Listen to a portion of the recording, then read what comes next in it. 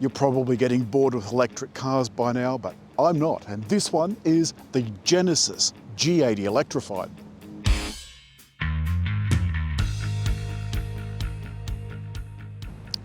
We brought you the Genesis G80 a few years ago, the 3.5 litre version, and it was really rather nice. We liked it a lot. And from the front, they certainly look the same, even in this rather gorgeous bluey greeny colour. The grille on this one is solid, and you don't notice it till you get close. But one thing you do notice is where you plug the power in to charge it. This has a massive battery. It's 87.2 kilowatt hours. The kilowatts, there's 270 of them. Newton meters, 700. And along with those massive figures goes another massive figure. The price of this car, $145,000. Now it comes with the luxury pack. The petrol versions, you can add that on, and I think it's $10,000 or $11,000, something along those lines. And around the back, something else that's missing, exhaust pipes. The boot will open, and it is a boot, not a hatch, by touching the top of the little Genesis shield, or if you've got the key in your pocket, just stand there and it'll open all by itself. Not a huge boot, but certainly it does the job. There's no spare tyre, all you have is a tyre mobility kit. And of course, like most new cars now that have electric tailgates and boots, you can close or close and lock. The side profile, I still think this looks a little bit like one of those executive hatches. It's got distinctive wheels for the electrified model, and the thing that I like most of all is that it's got soft closed doors. So none of that nasty slamming nonsense at 3 AM when you've tried to sneak home silently. As silent as the engine is, you want the doors to be just as quiet. One thing that does surprise me is there's no privacy glass in the back, but you can get around that by raising the inside shade. This has the luxury pack, which includes a pair of tablets. Now you'll notice there's no buttons on these. The controls are all right here. So if I power up the right screen, put on right,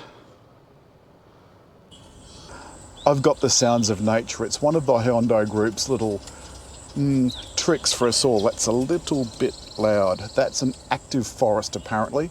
So I'm going to leave that on for the entire thing and see if it annoys you as much as it annoys me. On second thoughts, I can't stand that sound.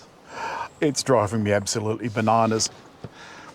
The other thing is, of course, I do have Apple CarPlay. It's got to be plugged in with the Hyundai Group, as you know. They've still got that war ongoing with Apple, so no wireless CarPlay.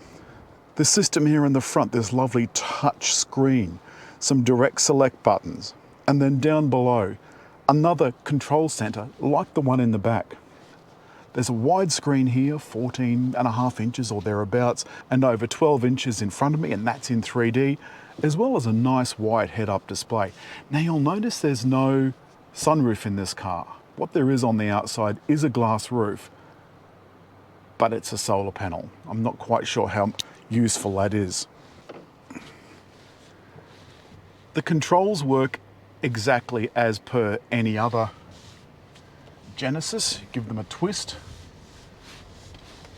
Now, I'm just going to make sure that I have this in comfort. Yes, I do. I'm going to turn that down just a little bit. Oh, God, this is incredibly rough.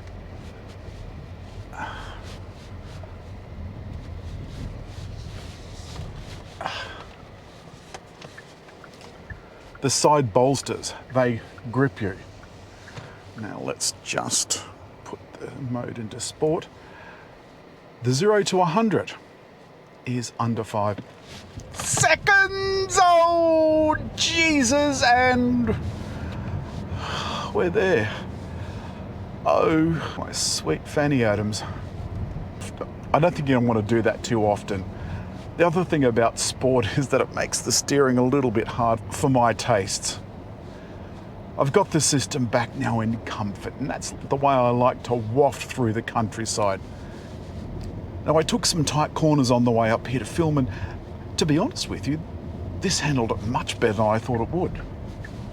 You can still feel the heft of the battery. Of course, it's very heavy. I've turned all the regenerative braking off, so now I'm just running as per normal. And that's because sometimes it's better to roll than recapture all of that energy that you'd have wasted. You can go further by not capturing the energy. And you can hear how lovely and quiet this is now that I've turned the sounds of nature off.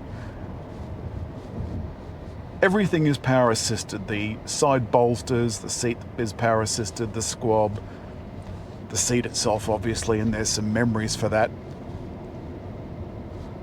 The rear window shade, doors. This executive car is going directly after Audi, Mercedes-Benz, Jaguar, and BMW. And the thing about this car that's different to those, it's got a longer warranty than most of them, more reliable. Buying a European car is not a ticket to reliability. More often than not, it's just the opposite. The paddle shifters here adjust the amount of regeneration. It's something that you want to be able to do on the fly. You can also adjust other settings easily here through the center console.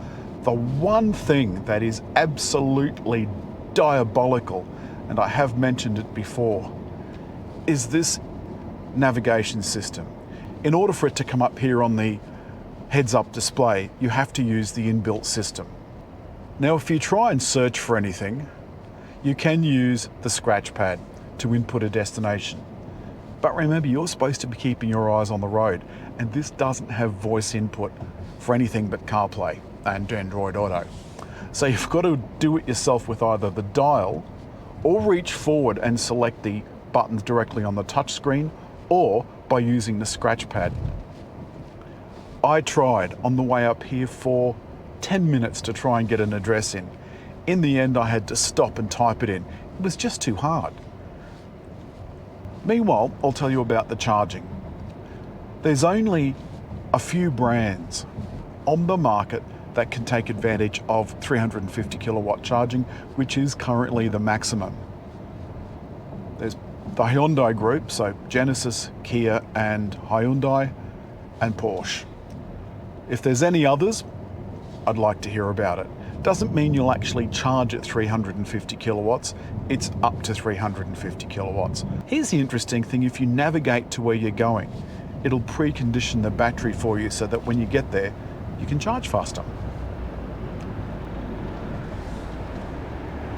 This is quite lovely. I've got the climate control set at a balmy 20 degrees, the seat cooling's on.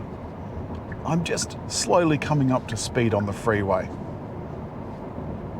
Activated the auto steering, indicate to come over, and I've activated the smart cruise control, which is now set to 110. So what the car's currently doing for me is speeding up and slowing down depending on the traffic and guiding me roughly in the center of the lane. And the other thing is that when you are going down a very long hill, this will actually keep you at the exact speed, something that some cars do not do. And Genesis isn't without a conscience either. The leather has been treated in an eco-friendly way, and it's just as well because there's acres of it. As I said, the petrol one of these I really liked. I thought it was a first-class car.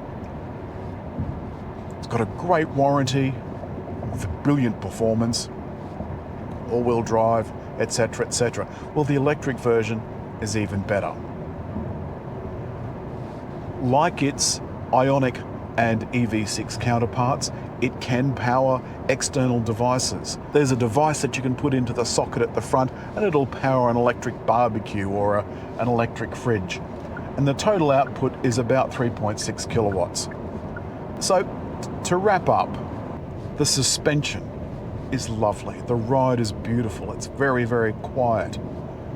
The performance is stunning. 4.9 seconds to 100. There's gadgets galore. And there's nothing in here that you will waste. You can go and fettle the settings to your heart's content.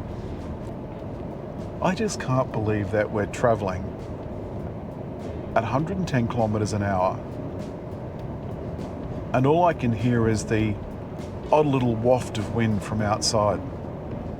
That's all this week from the Genesis G80 Electrified. This car's right up my street. I think it's absolutely beautiful. But, as always, leave a comment. Hit like and over there to subscribe.